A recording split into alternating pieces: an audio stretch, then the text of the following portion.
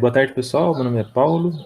Eu vou trazer hoje outro artigo aí da inteligência artificial aplicada ao futuro da cirurgia robótica. É um artigo curto de 4 páginas aí, não sei se vocês devem ter recebido, devem ter olhado. É um artigo que vem numa revista de cirurgia, então esse que é uma das coisas interessantes, né? Não é uma revista de engenharia que trouxe esse artigo, é uma revista de cirurgia. Interessante que dos autores, né, como a gente estava comentando um pouquinho antes, tem algumas pessoas que são da NASA, então assim tem algumas coisas voltadas tanto para o ambiente à distância, como da questão de zona de guerra, zonas críticas, como ambiente espacial, né? Daqui a pouquinho a gente vai chegar ali, mas a ideia é que tem situações nas quais o robô tem que ter uma certa autonomia de tomada de decisão, né? Então, por exemplo, um astronauta que vai para Marte, se tiver um problema, uma complicação, o equipamento está lá, tem que ser capaz de tomar algumas decisões, porque daqui para Marte é quase 35 minutos de latência, né, de envio de mensagem. Onde espaço, ele fala que são de 4 minutos. Então a gente tem que ter essa noção de como é que o sistema vai estar automatizado, né? E aí ele usa a questão do machine learning, né, das IAs, como uma porta, vamos falar assim, de solução para esse tipo de problema, né?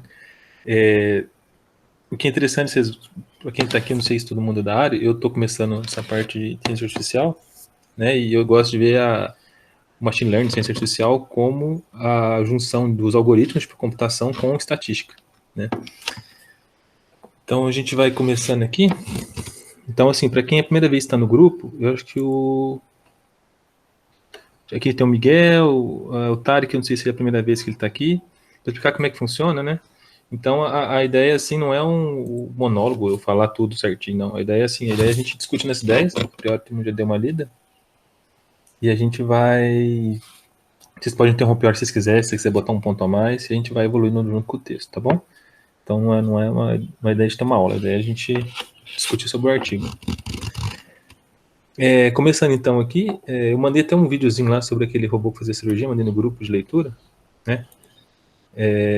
Aqui, por exemplo, aqui ele dá a ideia, ele vai falando a questão dos sistemas, né, de robô autônomo que faz esse processo de anastomose, que é o que o Ico perguntou, né? Então, que seria você unir dois tubos, né? Então, o intestino, se ele toma uma cirurgia, você tem que cortar ou tirar um tumor, fazer algum tipo de intervenção, você tem que unir os dois tubos depois, e você tem que costurar isso daí. Esse tipo de procedimento é um procedimento muito difícil de fazer, principalmente com um robô, pela questão do tecido ser mole, né? Então, por exemplo, quando você trabalha uma furadeira, num ambiente fixo, talvez até o Gustavo pode falar um pouco mais para a gente essa questão de interação, né, de impedâncias, tipo de conceito um pouco mais avançado. Mas a ideia da dificuldade é essa, né? Como é que o robô ele consegue ter essa destreza que o humano tem muito fácil de trabalhar com materiais de diferente textura, né? Diferente forma de analisar ele aí. Tá? Então você pode tanto usar cirurgia como eu falei pra você? Deixa eu entrar aqui. Tá, eu fiz algumas notas aqui, só para mostrando aqui. Então a questão de IAS tem muito contato na parte cirúrgica, né? Hoje já tem um padrãozinho aí na questão de autonomia, que é essa ISO 8373 de 2012. E aí achei interessante essa definição que ele coloca aqui, né? Que é uma habilidade para que tenta performar vou falar em inglês, né? An ability to perform 10 tasks based on current state and sensing without human intervention. Então, assim, seria como a máquina vai agir sem intervenção humana, né? Nesse sentido, assim. Então, quanto mais a máquina puder decidir, vamos dizer nesse sentido, mais vai ser o nível de autonomia dela, tá? Mas aí no caso que ele vai comentar a questão da escala, né, de intervenção, que no caso ele comenta dessa figura aqui, que é uma figura que eu achei bem legal, não sei o que os colegas acham, que é a questão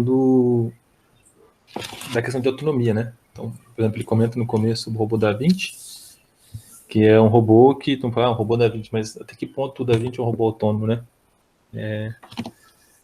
O robô da Vinci, por exemplo, não sei se você já conhece um pouquinho, ele é na verdade, ele é uma extensão das habilidades do médico, né? Ele tem algumas características especiais, mas Quem toma a decisão é o médico. Se o médico falar que tem que cortar, o médico corta. Ele vai com a mão lá e corta. Que mais? Aí você tem vários níveis de automação, né? O que a gente faz no laboratório nosso hoje ali, com o robô, com o Cuca, com o Iva lá, a ideia é fazer mais ou menos, vai dar mais ou menos no nível 3, no máximo 4. Que é a ideia do robô posicionar e o médico furar e fazer toda a parte de procedimento. Certo? Vocês têm alguma coisa a comentar, gente? Que eu tô falando bastante. Não, eu gostei bastante dessa figura aí, porque ele não mostra só a escala de autonomia, né, de automação, em termos de cirurgia robótica. Ele primeiro fornece uma escala de 0 a 5 em outro contexto, né, no contexto mais de engenharia, um pouco mais genérico. Então ele compara com o modo cruzeiro de um avião, também compara com sistema de navegação, controle de velocidade, essas coisas. Eu acho bacana porque quem está mais familiarizado com essas coisas, isso é até coisas do dia a dia, né? Não são exclusivas da engenharia, consegue depois entender melhor essa escala de cirurgia.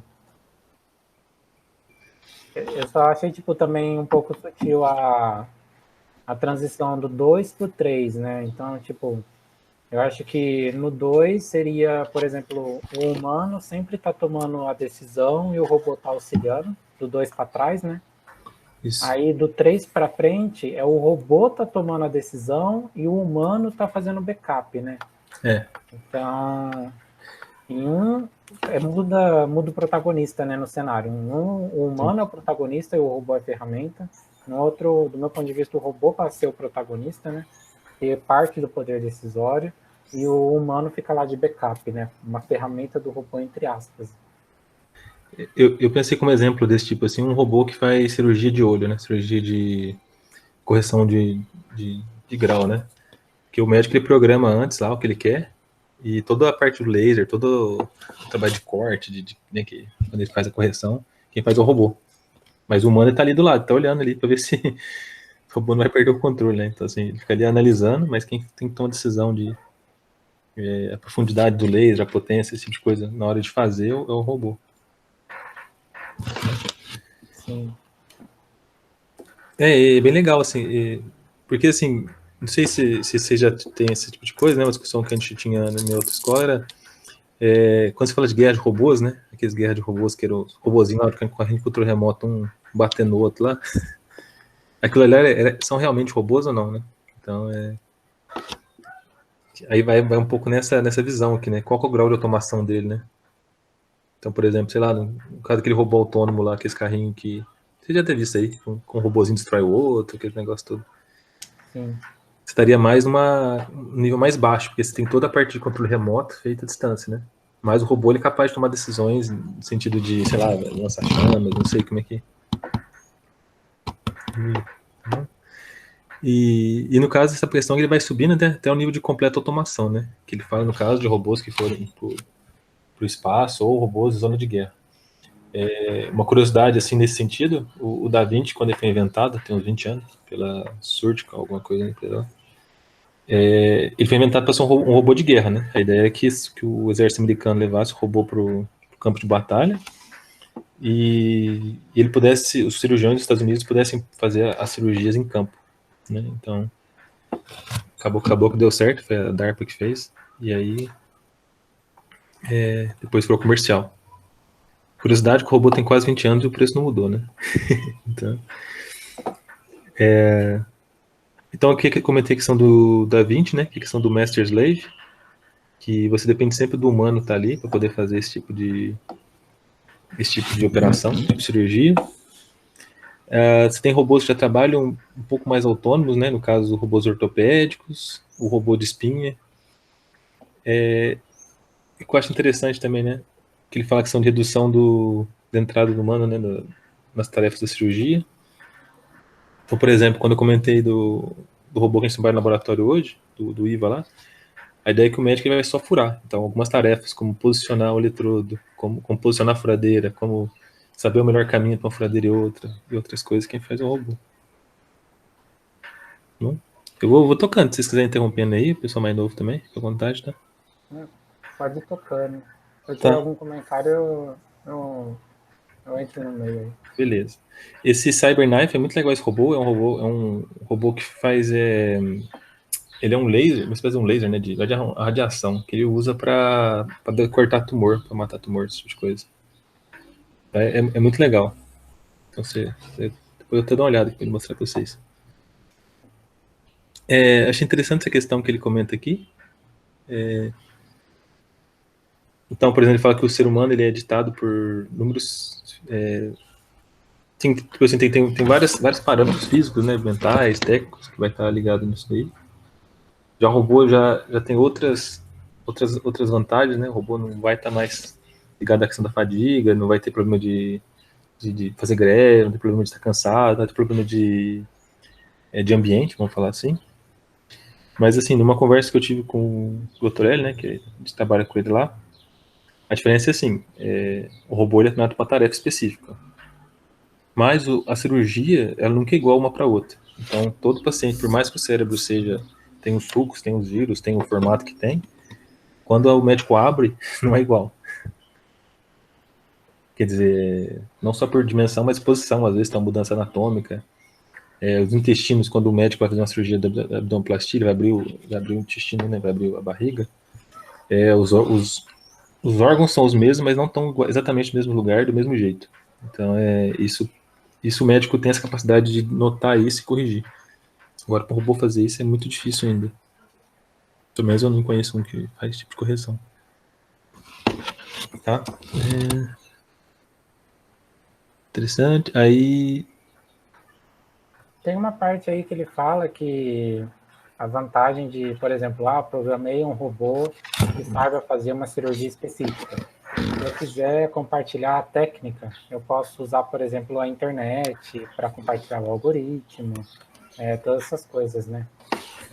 Aí eu pensei, tipo, beleza, imagina que a tecnologia, uma técnica de cirurgia vai ser compartilhada de um país para o outro. Imagina se existe, sei lá, algum tipo de ataque hacker que coloca um vírus nesse algoritmo de inteligência artificial e meio que corrompe a prática da técnica de cirurgia. Sim. Será que não teria problema de segurança nesse caso? Porque o robô ele é um equipamento que apresentaria brechas de segurança técnica, talvez? Não sei. Só comecei a divagar um pouco nisso. Tem aquele filme lá, né? Os Jogos Mortais, né? Que o cara às vezes surge de olho lá e dá errado, né? Esse aí. Mas tem uma cena meio bizarra lá desse tipo. Mas é interessante essa questão de robótica, a parte médica, né? Tudo que você faz para a médica, por exemplo, você faz um aplicativo que identifica verruga. Se você faz para brincar, assim, não é sério, é um negócio assim, não tem nenhuma obrigação médica, vamos falar assim, tudo bem, você pode fazer. Mas a partir da hora que você fala assim, não, aquele aplicativo é para exame médico. Você tem um conjunto de certificações que você tem que seguir, desde padronização do compilador, toda a parte de programação que vem por trás, toda a parte de segurança, de compliance tem que ter, para você poder lançar no mercado. Então, por exemplo, um produto hoje médico demora em torno de 5 anos. Isso é na França, no Brasil vai demorar mais. Mas em torno de 5 anos com um produto, um software certificado entrar no mercado. Acho que tem outros caminhos, mas... Existe a etapa de certificação que exigem todo esse protocolo ser seguido, etc. Isso porque você tem que provar como um medicamento, né, que você vai fazer mais bem do que mal ao paciente e que os riscos são controlados, né, dentro do possível. Então você faz uma cirurgia à distância dentro do laboratório da universidade, você faz o comitê de ética, né, você prova, que você quer fazer tal teste, mas se você vai fazer uma aplicação para ser levado para a sala de cirurgia, o buraco é mais embaixo, porque você não pode pôr o paciente em risco, né. A gente está vendo isso agora com essas vacinas russas, vacinas da galera aí. Então... até a mais recente deu efeito colateral, né? Enfim. Tá. E na questão da robótica, como qualquer equipamento médico, tem os mesmos problemas, né? E eu acho que depois o pessoal que é mais especialista na parte de inteligência artificial pode entrar mais no mérito aí. Como é que você garante que o seu algoritmo de inteligência artificial não vai surtar, né? Não vai virar um exterminador do futuro que vai querer matar as pessoas, né? Eu não sei como é que funciona essa questão de segurança nesse sentido. Porque até que ele comenta no procedimento do artigo aqui, o robô ele vai aprendendo, né? Então, eu só avançar um pouquinho, mas depois eu volto. Que ele vai falando dessa questão do sistema ele ter sempre. Aqui, esqueci que é o PowerPoint, né, Ricardo, que você tá falando. É isso aí mesmo, a imagem. É isso aqui. Que aí ele vai. A ideia é que o algoritmo de inteligência artificial faz com que ele sempre tenha esse processo de aprendizado, de novas técnicas, né? E vai sempre mudando as skills dele. Né? Então, o robô ele não está treinado, você vai fazer uma aquisição de dados, né? Você vai treinar ele. Ele cria nova skill, análise nova skill, e depois o robô vai sendo treinado. Então, como é que você garante que um robô desse vai fazer cirurgia sempre de qualidade? Mas isso vale para tudo, né? Quando você trabalha com algoritmos, essa parte de inteligência artificial, acho que é uma preocupação de todo mundo. Tem uma coisa disso aí, Ricardo? Você que manja essas coisas de inteligência artificial? Quer comentar? Não, dessa parte não tenho não. Não sei se o Gustavo tem. Eu tenho uma dúvida, porque depois eu volto, eu queria comentar um negocinho desse Proposed Framework, mas ele fala que durante várias partes que o robô ele monitora o ambiente ao redor de si, né, para aprender, para tomar uma decisão.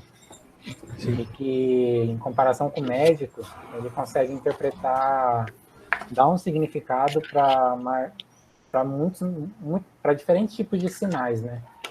Então ele consegue fazer muito mais correlações entre as coisas que ele percebe e mede, para poder tomar uma decisão melhor, mais precisa, etc. Mas eu estava pensando, eu não sei se em termos de sensoriamento, filtragem, quando você coloca um algoritmo de machine learning, você filtra o sinal antes, ou o próprio processo de machine learning, ele já meio que é capaz de capturar todas aquelas características principais do sinal. Eu estava com dúvida sobre isso, se tem uma etapa de filtragem ou não. O Tarek e o Ricardo aí estão trabalhando numa área parecida, né? Aquisição de sinal de EEG. Vocês podem comentar com nós aí. Tem como fazer com e sem processamento. A rede só precisa ser... tem que ter esse intuito, né? Tem que ser previsto. Assim. Você vai definir a arquitetura pensando que você já vai estar com o sinal pré-processado ou não. Mas tem que... Eu acho que é mais decisão assim da pessoa que vai fazer arquitetura, igual o Ricardo falou, que ele pode querer deixar a rede em si, por si mesmo aprender, e aí é um processo que fica um pouquinho mais caixa preta, né? Ou ele pode fazer um pré-processamento de dados para colocar alguma coisa que ele acha mais importante e deixar um pouco mais em vista, ou ao contrário, né? Ver alguma coisa que não é tão legal, que seja, por exemplo, ruído da aquisição de sinal e que ele quer tirar. Eu queria fazer um comentário também, tipo... À vontade, Bruno. Dá licença. Acho que o ponto importante, né, que me assusta mais quando a gente fala de robôs cirúrgicos, ou num caso menos problemático, por exemplo, um robô que cortaria seu cabelo, né? A minha dificuldade com eles é que, de fato, quando você coloca uma técnica de IA, se o processo, né, de uma maneira ou de outra, ele abarcou os casos possíveis de variação, o teu sistema vai ir muito bem. Só que eu acho que essa capacidade de abstração que os algoritmos de aprendizado não conseguem ainda é lidar com, de fato, um outlier, muito outlier mesmo. Assim, o cara está um ponto muito fora. Então, aquela história, quem assiste um Grey's Anatomy da vida, um Dr. House, né, às vezes o cara está fazendo a cirurgia, por algum motivo está fazendo uma cirurgia no coração, estoura, sei lá, o pâncreas, qualquer coisa desse tipo. E aí, né? O robô foi programado para quê? Como que ele vai reagir a isso? Então, eu acho que a figura 1 ela é muito elucidativa nesse sentido, porque eu vi algo muito parecido com isso no congresso, ano passado, que o Paulo Fiorini estava falando sobre esses níveis de automação na cirurgia, né? Então, por mais que o robô possa, de fato, melhorar, hoje a gente não consegue ter uma cirurgia 100% autônoma, nível 5, né? Full automation. A gente pode ter ali um nível 3, algo desse tipo, sempre é o ser humano do lado, o pessoal acompanhando. E eu vou ser bem sincero, hoje, né, trabalhando com robótica, trabalhando com IA, eu hoje não deitaria numa mesa de cirurgia para ser operado por um robô totalmente, porque eu ainda entendo que do ponto de vista de IA ainda a gente precisa caminhar bastante, né?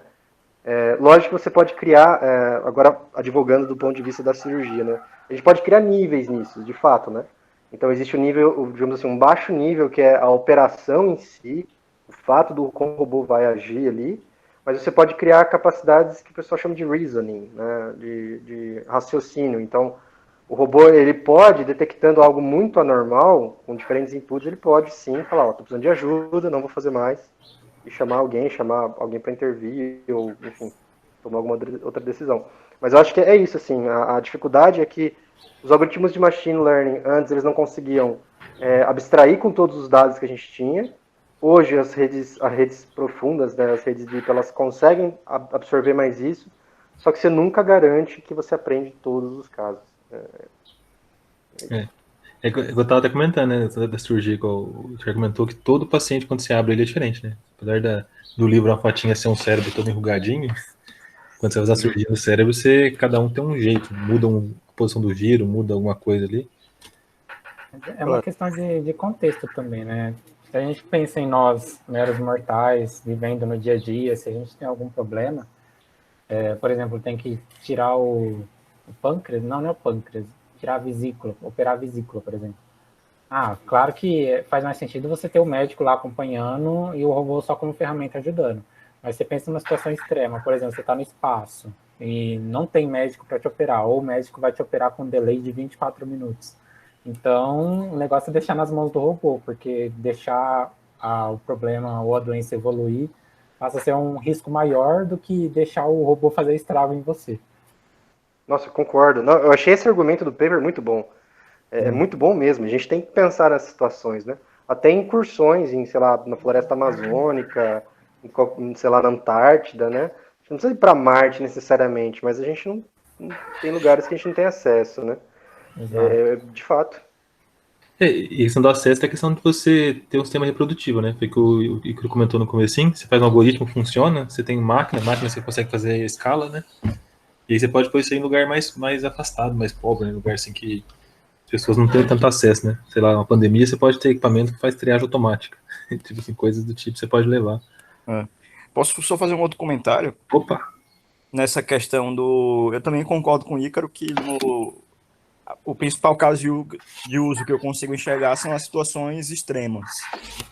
Porque se você passa para situações mais comuns, tirando a parte essencialmente técnica o simples fato de o robô não ter essa capacidade de adaptação tão elevada quanto o ser humano com uma certa experiência, ainda tem outras questões essencialmente práticas, assim, tipo, por exemplo, o ponto legal. Se o robô erra numa cirurgia completamente autônomo, quem é que é imputável por isso?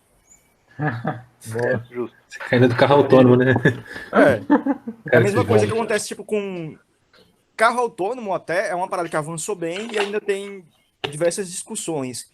Mas é mais difícil você fazer um carro autônomo que um avião autônomo, por exemplo. E mesmo com um grau de automação extremamente elevado nos aviões, você ainda tem o piloto para lidar com, nem que seja gerindo sistemas automatizados, né? Mas é muita informação que o cara tem que lidar ainda, muitos intercursos, assim, tipo mudança de rota, falar com a torre, aí tem algum problema, o cara tem que resolver esse ruído na comunicação. O cenário que eu enxergo, talvez, para um robô cirúrgico, seria meio nessa linha, assim, de um piloto automático, assim. Um auxílio para você gerir o robô como você iria comandar um outro auxiliar, assim, né? Mas a parte de tomar decisão e de supervisionar, eu acho que continua, de qualquer forma, indo para um médico humano. Eu entendo também, cara, isso não só na cirurgia, mas um ponto que o cara colocou a favor dos robôs é aquele caso clássico, né? Então o robô não cansa, robô não treme, robô não desvia a rota, robô carava a posição. Então, assim, a gente não. Eu vejo que, lógico, eu não sou da área, não sou especialista nisso, mas o que eu entendo é que a gente não tem engenharia suficiente para ter um nível 5. Mas a gente consegue, né, ter isso que o pessoal tem trabalhado nessa parte colaborativa, né? A gente tem maturidade hoje, até nível de robô, sensor e também inteligência artificial, para caminhar nessa direção, né? Para caminhar numa direção onde a gente consiga ter o pessoal colaborando, porque, sei lá, o cara vai ter que segurar alguma coisa ali por muito tempo numa mesma posição. por que não ser o robô, né? Ou então fazer um corte muito, muito preciso. Nesse caso, eu confiaria num robô, entende? Então, acho que realmente isso que o Caju trouxe é importante, né? Como que a gente vai enxergar essa situação toda. Tem cirurgia que chega a durar, tipo, 6 horas, 8 horas, dependendo da cirurgia, né? Tem cirurgia aqui. Para toda tarefa mecanicamente precisa e repetível, assim, eu acho que o robô vai ser melhor do que um ser humano. Então, essa questão da fadiga, do tremor, às vezes a idade de um médico, paradoxalmente, quanto mais experiente ele é, menos propenso ele é a ficar, tipo, 12 horas em pé numa cirurgia fazendo os mesmos cortes, entendeu? Então, nesse caso, seria como você estender a vida útil de um profissional que acumulou muita experiência, mas não tem mais o mesmo, tipo, vitalidade física para fazer o mesmo trabalho. Mais uma parada que a minha irmã saiu aqui, eu tô na casa dela, ela comentou que eu achei interessante, que eu não tinha pensado, é que eu falei, beleza, o robô não precisa ser o principal componente da cirurgia, mas ele pode ser um auxiliar. Ela falou, pode ser um auxiliar, tipo, o primeiro auxiliar, assim, do cirurgião, só que esse posto geralmente já é ocupado por um residente, auxiliando na cirurgia. E aí outra parada que eu pensei é essa, tipo, essas tarefas de auxílio a um cirurgião principal, hoje em dia elas são feitas basicamente por outras pessoas que estão em treinamento, em formação, né? Se você coloca o robô para substituir esses caras, você está meio que induzindo também uma dificuldade na formação. Você está tirando a chance de um futuro operador humano aprender também fazendo aquilo. Sim. Mas eu penso que isso daí, Caju, eu concordo com você, né? Mas imagino que ainda assim se aplicaria talvez aos hospitais de cidades maiores, né? Sim. Então, nos grandes centros, que você tem muita cirurgia parecida. E até tem isso, né? Às vezes o cara, se você não tiver rotatividade na sua equipe, você está fazendo a mesma cirurgia pela 15ª vez, É verdade. talvez, né, você possa variar um pouco aí para aliviar a carga no pessoal. É verdade. O que eu tento no meu doutorado fazer, né, que é ligado a sistema crítico e colaboração, é assim, você tentar ver o que é melhor de cada área, sabe? O que o médico é bom, o que o robô é bom. E aí você tentar trazer isso para um ambiente, um sistema, na verdade. Olha o caminhãozinho, chato.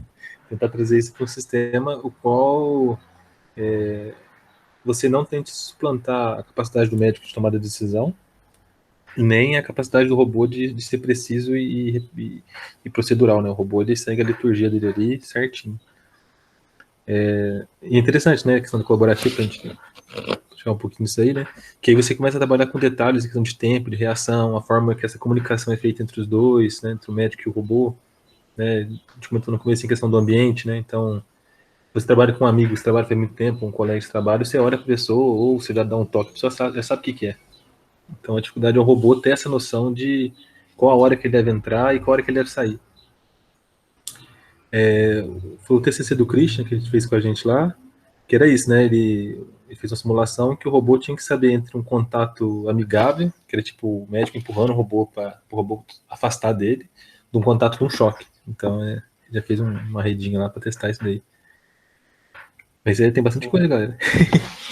Uma coisa que eu acho que agora é a época que a gente está passível de discutir bastante isso, e a gente começa a subir níveis na camada, né, de controle mesmo, né?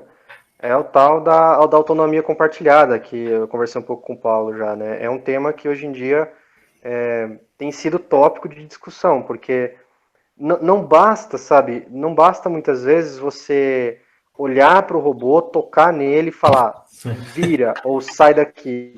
Tem horas que o tempo de reação e a situação, simplesmente os papéis têm que se inverter.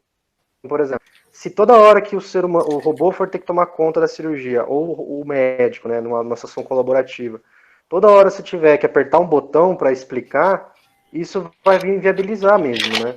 Então essa tal da autonomia compartilhada é como que o robô sabe que ele tem que dar mais autonomia para o ser humano ou pegar mais autonomia sobre si, sem você precisar ficar deixando isso muito explícito. Sem quebrar, por exemplo, uma máquina de estados, a cada tanto tempo, ou cada ação, cada um vai fazer tal coisa. Porque às vezes é imprevisível mesmo, né? E eu vi exemplos assim desse tipo de aplicação, por exemplo, uma mesa sendo transportada onde tem um ser humano e um robô humanoide.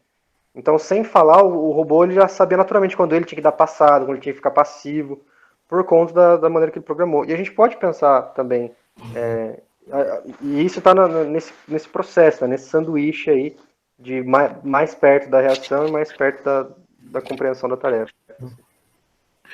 Quem tem bastante trabalho nessa área é aquele Guy Hoffman, que o cara é do Cornell, né? Acho que tem vários artigos nesse sentido, né? De fazer com que essa comunicação entre o robô e o humano seja natural. Né? Então ele vai tentar criar umas métricas e tal. A gente vai trazer isso num outro grupo de leitura. Mas é uma área muito interessante, né? Porque a partir da hora que o humano tem que interagir com máquinas que não vai só desligar a TV dele, vai ter mais coisas mais perigosas aí. Acho que é a hora de pegar mais firme nessa parte. Pra gente continuar avançando aqui, né? No texto. Então aqui a gente falou bastante da questão do framework, né? Não sei se você quer comentar mais alguma coisa dessa parte. O Miguel também quer ter. Se você participar, fica à vontade, tá? Não é obrigado, mas se você quiser, fica à vontade. Então aqui tá tranquilo. Deixa eu chegar aqui e comenta aqui essas duas fases aqui, né? Controlar e ensinar o robô. Então, primeiro ele vai tentar fazer uma tarefa qual ele teve a sua missão, né? E depois ele tem que ter uma habilidade de responder dinamicamente à mudança do ambiente, que é o que a gente estava falando agora, né? Então é essa mudança aí. Eu anotei essa frasinha que eu marquei aqui, que ele fala que o Machine Learning tem uma vantagem a mais de conseguir interpretar os dados além do que o ser humano consegue, quando você tem uma base de dados grande, né? Talvez você entre naquilo que o Gustavo comentou no comecinho, acho que foi o Ícaro, o Gustavo, que o robô ele pode tomar uma decisão que o médico não estava programada, baseada nesses dados ocultos, assim, vamos dizer assim. Seria, sei lá, o robô decide mudar de trajetória porque ele analisando os parâmetros ele viu que pode dar um problema, né? E isso talvez o médico não pode não entender isso daí, ou pode levar um risco que não está programado no robô, tá? Essa parte eu notei aqui, deixa eu ver. Essa figurinha que eu achei bacana, que é um pouco do que a gente tenta fazer no laboratório nosso, no laboratório aqui do professor Glauco ali, da neurocirurgia. Claro que a gente não tem essa parte do touch, né, do haptic sensor, que é uma parte bem legal, porque quando você conversa com um cirurgião, um médico, né, principalmente o cirurgião que está com a mão ali, na massa ali, eles usam muito a questão do tato mesmo, para saber o tipo de tecido, essa questão de saber como fazer um certo ponto, um tipo de intervenção. O robô da Vinci, nesse ponto, ele é um dos que eu sei que é um dos mais avançados nesse sentido. Ele consegue dar o retorno de força na mão do cirurgião. Então, naquela questão que a Ju levantou de aumentar a vida útil do médico, né? Tem até um episódio legal naquele seriado que vocês conhecem, chama Neil Armstrong, que ele fala do médico lá, que ele é velho lá, e começa a fazer começa a errar um pouco na cirurgia, porque ele treme, tem uns problemas na mão. E aí uma ideia é passar ele para trabalhar com telecirurgia. Porque nela você pode ter filtro, né? Para filtrar o tremor, você pode ter retorno de força. E uma coisa que não está nesse artigo que é bem legal é aquela questão você chama de cirurgia minimamente invasiva, né? Que está cada vez expandindo mais. É você fazer um furo na barriga da pessoa. Hoje em dia você fazem 3. Mas geralmente você pode fazer um só, onde você passa todos os instrumentos ali. E a partir dali você consegue fazer a cirurgia. Então, menos intervenção, quer dizer, menos risco de infecção, menor tempo pós-operatório, mais rápido o paciente vai para casa. Tá? Eu acho que, só para comentar um negócio, Paulo, a sensação que eu tenho, né, na verdade, acho que, se eu não estou enganado, eu vi isso mesmo, vocês podem me corrigir, mas é que esse foi um artigo escrito por médicos, né? Exatamente. E é muito legal essa visão que eles têm. Então, essa parte B ali, né, para eles é um black box, né? Então, entra o robô destreinado, análise de habilidades, todas as outras ferramentas possíveis e imagináveis, e sai o robô treinado, né? Mas esse processo não é um processo assim, joga ali, bate, né, soma uma com a outra, ou faz um monte de if, né, e acabou. Então a gente tentar entender mesmo que cada bloquinho, e até as setinhas, né, como que a observação de cirurgião entra dentro de machine learning algorithms, como que você transforma esse processo em algo que de fato o robô vai entender. Por Por isso que eu penso que nem todo mundo precisa trabalhar necessariamente com algoritmos de aprendizado, mas é legal ter uma noção de como que você transforma, né, uma coisa, um objeto real, num estado de entrada e numa saída e esse treinamento. Porque, às vezes, né, começa a cair naquele problema antigo, né? O cara vender uma coisa que não dá para fazer. Então, às vezes, Exatamente. você, né, vende uma máquina que você não consegue fazer essa máquina. Ou vende, enfim. Isso é legal, assim, mesmo eu vejo ver esse esforço dessa galera que trabalha com esse tipo de tecnologia como médico é muito legal. Isso. E foi até quando, assim, que a gente tem um trabalho lá com o pessoal do HC, né, de Ribeirão Preto, e uma das preocupações da reunião foi essa, né, e aí, vocês vão trazer pra gente? Vão trazer uma coisa, assim, que realmente serve pra alguma coisa, entre aspas, né, tipo, porque aí que tá a questão, né, a gente ouviu o médico, né, então essa questão da observação do médico é uma parte muito importante, você vai lá e pergunta pro cara, assim, o que a gente pode fazer por você, né, trabalhar não só na parte, isso eu falo como engenharia, né, trabalhar ouvindo o que o cara quer, e aí você pode fazer a sua aplicação em cima. Porque essas coisas, cara, são muito complexas, e às vezes, para o profissional, para quem quer trabalhar nessa área, você, conversando com a pessoa, o cara fala para você o que dá mais problema. Um exemplo para vocês, hoje, da cirurgia robótica que a gente trabalha lá, um dos problemas é posicionamento. Porque se o médico erra um posicionamento lá, porque hoje em dia a precisão de 4 milímetros, ele pode acertar um vaso, se acertar um vasinho no cérebro, ele pode dar uma hemorragia e daí atrapalha o pós-operatório, tem que dar um monte de problema. Então um robô que hoje que a gente treina lá chega em torno de 1 milímetro, quer dizer que a chance de ser errado é menor, quer dizer que o pós-operatório, a cirurgia se passa melhor, o pós-operatório é melhor, o paciente recupera rápido, o tratamento é mais efetivo. Então quer dizer assim, tipo assim, a tecnologia pode ajudar muito nesse sentido, sabe? Mas você estando sempre a escuta deles, para quem está ali na ponta, né? Pra você poder já ver o que é importante para eles também. Uma coisa que a gente também precisa ter em mente é o seguinte: quando a gente fala cirurgia, né? Por a gente não conhecer tanto, o pessoal que trabalha mais nessa área com certeza conhece mais do que eu, mas eu particularmente não conheço. Mas eu faço sempre um paralelo ao mundo industrial. Então, quando eu penso, por exemplo, na manufatura de aviões, eu tenho, dentro do processo de manufatura de aviões, eu tenho milhares de processos, centenas, milhares de processos. Então, assim, o ponto é, às vezes, de fato, um caso que é muito difícil de eu ter dado, ou pode dar muito problema, é melhor a gente ter mais atuação humana, mas e aquele monte de procedimentos, às vezes, de pessoas que estão na fila, que são procedimentos simples e que poderiam ser feitos de maneira autônoma, né? Exato. Então a gente não precisa automatizar tudo na vida, a gente pode simplesmente agilizar algumas coisas, que já seria uma ajuda. Exato. E isso daí que você tá comentando é muito bacana, porque quando você começa a pegar essas tarefas chatas, assim, né, você começa a automatizar elas, não é questão nem de tirar emprego de ninguém, não. Mas a ideia é que você começa a aumentar a credibilidade do seu processo. A gente fala de cirurgia aqui, mas podia ser aeronáutica. O avião como uma cirurgia, se ele falha no meio, se a falha for crítica, a pessoa morre, entendeu? Então, quando você faz um projeto, um sistema robotizado para cirurgia, você tem que ter a mesma preocupação aeronáutica. Tem que ter certificação, você tem questão da redundância, você tem questão de... como é que chama isso aí?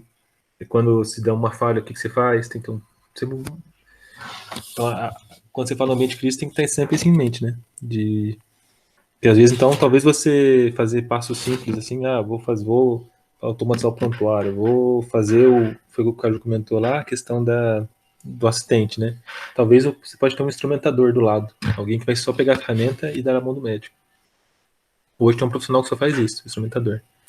Então, sei lá, talvez uma coisa poderia ter feito um robô que geria tudo isso aí. Porque, por exemplo, um instrumentador numa sala é uma pessoa a mais, é um risco a mais de contaminação, é uma pessoa a mais andando ali dentro, né? Mas, sei lá, só uma ideia aí. Beleza? Então, essa figurinha aqui, você quer que passe mais alguma coisa? Quem comentando? Então tá, vamos avançando. Então eu achei interessante, né, que comenta aqui de você utilizar o sistema autônomo em sistema diverso, a gente chegou a comentar bastante isso aqui. Questão de robotizado, né, a gente fala de robô, mas pode ser várias coisas mais simples, né, para esse tipo de procedimento. Eu vejo utilizado muito a questão de ótica, né, pessoal que mexe com a parte de oftalmologia, que hoje em dia, você vê como é que vocês podem ter lá no YouTube, tem, ou medvideos.com lá tem também, que é a galera fazendo cirurgia de correção de vista, de vista, né? Correção de visão, troca de retina, troca de cristalino para glaucoma, essas coisas. Cara, é um negócio absurdo você ver. Robô, a pressão que ele corta com laser, tira. Pra você ter noção, eu fiz uma cirurgia de olho, fiz uma PKR, que demorou em torno de 30 dias para PRK. Demora 30 dias em torno de fazer correção. Que é o procedimento antigo, né? Ele tira a camada de pele, depois o laser vem e corrige. E aí tem que esperar cicatrizar para a visão ficar boa. O processo Smile, que é feito robotizado com laser, se o cara tiver espessura de córnea boa, ele faz no fim de semana e segunda-feira ele tá bom. Então, assim, é um negócio assim, 15 minutos de cirurgia em cada olho. Ter essa noção. Como é que... então, a questão do Machine Learning, ele fala das diversas ferramentas e seus diferentes usos. Isso aqui eu pensei bastante nos alunos que estão começando na área, para usar uma melhorar. Uma figura bonitinha, né? Então, você quer entrar no detalhe dela aí, falar um pouquinho mais? Tá? Então, não sei. Não, eu tô só comentando. Não sei se é um foco, se alguém quiser discutir, a gente pode, mas basicamente, o aprendizado supervisionado, você pode ou fazer ele regressão, que é dados contínuos, ou categóricos, né? Que você vai tentar classificar de certa maneira. O supervised você vai clusterizar e o reinforcement que você vai tentando por aprendizado. Hoje em dia você tem também colocado junto ao reinforcement o tal do imitation, né? Então, imitation learning também é uma coisa que está crescendo bastante e que faz mais sentido, porque o reinforcement você seria deixar o robô partir do nada para chegar no estado correto. Só que isso pode demorar muito, pode ser muito custoso, e, né, principalmente no caso de cirurgia. Então, geralmente, o pessoal tem feito o quê? Para acelerar o processo de aprendizado, eles fazem um imitation learning, que tenta aprender com um médico, com um especialista, e depois faz o reinforcement, que daí o robô vai explorar para ver o que acontece. Que é o caso do DMP, né? Dynamic Primitive. Você faz uma vez no DMP, e depois seu robô ele vai tentar repetir, baseado naquela aprendizado inicial, os próximos passos, né? Sim, parecido. Uhum. Tá bom. Tá, então chegando aqui mais pro finalzinho aqui, né? Eu achei legal ele comentar a questão do Reinforcement Learning como raio dos princípios psicológicos. Achei legal isso daí. Ele faz paralelo com a questão da psicologia, né, do aprendizado. Aí uma coisa que eu achei interessante de comentar, é mais um comentário pessoal meu, né?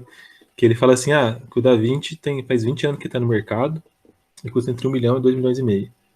Esse valor não mudou. Então, assim, o custo é praticamente o mesmo, né? E pra vocês verem que a medicina é uma área que, por mais que a tecnologia entre, o preço dificilmente cai. Então, seu tratamento novo vai ser mais caro que o anterior, assim, algumas coisas assim, nesse sentido. Um outro comentário offline aqui, off-topic, né?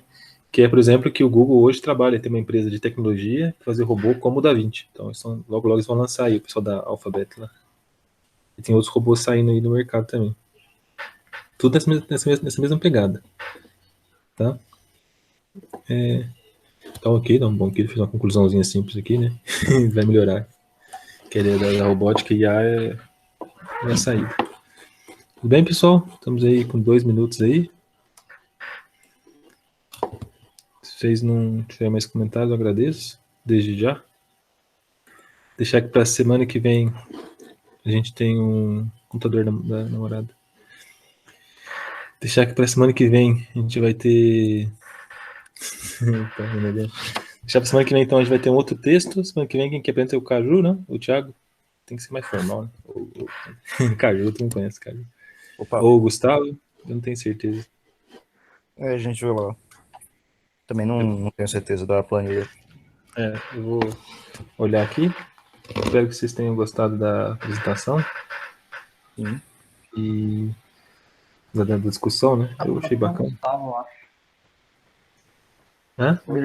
A próxima é o Gustavo, eu acho. A próxima, Gustavo? É isso, beleza. Gustavo? Não sei, cara, não lembro da tabela também. Tô abrindo aqui. Understand, bandwidth, limitations in robot Não pode force ser, control. não sou eu. Não, Só que tinha que voltar o paper do Zed lá também.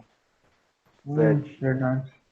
Bom, você Você manda acerta no grupo. do WhatsApp. Tá bom. A gente conversa lá no Zap. É isso Ô, aí, Paulo, valeu, foi muito bacana. Eu adorei esse paper. Eu nunca vi uma conclusão de paper tão curta. Mas eu achei super didático. Acho que eu vou começar a aprender um pouquinho mais sobre Machine Learning. Deu bastante motivado a ler o paper. Valeu. Sempre é legal, cara. Eu gostei. O professor Hélio mandou pra gente um artigo, né, o Ricardo, lá. Bem legal também, mas é um pouco mais geral. É um critical review de machine learning em detecção de epilepsia. É mais específico lá do Ricardo do Tarek.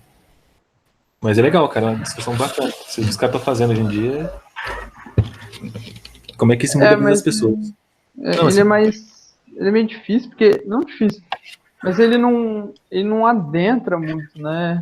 Ele é um catadão mesmo, ele é um review. Não sei se. uma discussão seria mais muito boa. bom. Não sei se gera uma discussão legal aqui. Bom, a gente vê depois também. É. Então é isso aí, pessoal. Obrigado aí. Valeu, galera. Tchau, Boa tchau, sexta pessoal. pra vocês. Semana que vem. Valeu, galera. Valeu, Paulo. Até Ô, daqui. daqui agora, dois, até aqui agora.